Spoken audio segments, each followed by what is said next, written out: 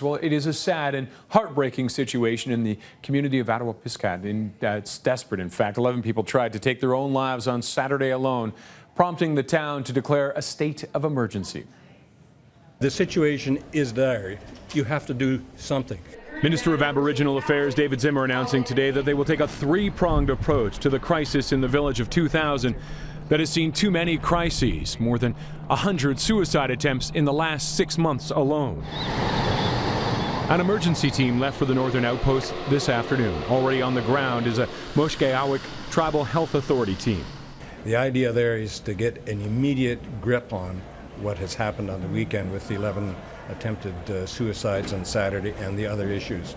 So they want to immediately stabilize the situation over the next couple of days.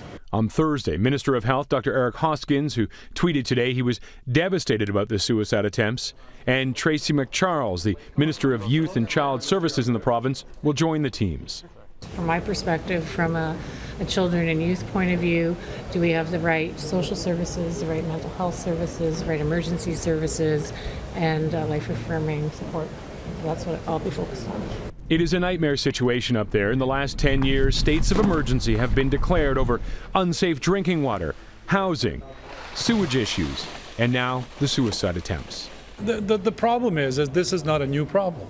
It happens to be this weekend was a pretty horrific one for the community, but I got to say, this is the situation that happens in many of these communities along the James Bay in northwestern Ontario, unfortunately on a regular basis. Gilles Bisson is the MPP for the riding.